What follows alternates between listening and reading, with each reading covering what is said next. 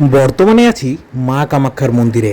আসাম নয়, আছি বাঁকুড়া জেলার বিষ্ণুপুর ব্লকের লোকেশল গ্রামে। এই গ্রামেই রয়েছে মা কামাখ্যার এক প্রাচীন মন্দির। এটাই হলো মা কামাখ্যার মন্দির। যেহেতু মা কামাখ্যা লোকেশল গ্রামের অধিষ্ঠাত্রী দেবী, সেই কারণে এখানে দুর্গাপূজার কোনো মূর্তি হয় না, পুজো হয় ঘটে।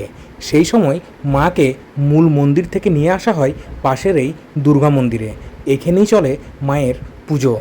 লোকেশল গ্রামের মা কামাখ্যা খুবই জাগ্রত। একবার এক মৃতপ্রায় ছেলেকে বাঁচিয়ে তুলেছিলেন এই মা কামাখ্যা। মায়ের মন্দিরে দেওয়া হয় পাঁঠা বলি অষ্টমী এবং নবমীর দিনে। প্রাচীনকাল থেকে এই প্রথা চলেই আসছে এই মন্দিরে। ভক্তি ভরে মনস্কামনা করলে মা কামাখ্যা কখনোই তাদের সন্তানদের খালি হাতে ফেরান না। সময় পেলে অবশ্যই আসুন লোকেশল গ্রামের মা কামাখ্যার মন্দিরে। আশা করি ভিডিওটি আপনাদের সকলের ভালো লেগেছে।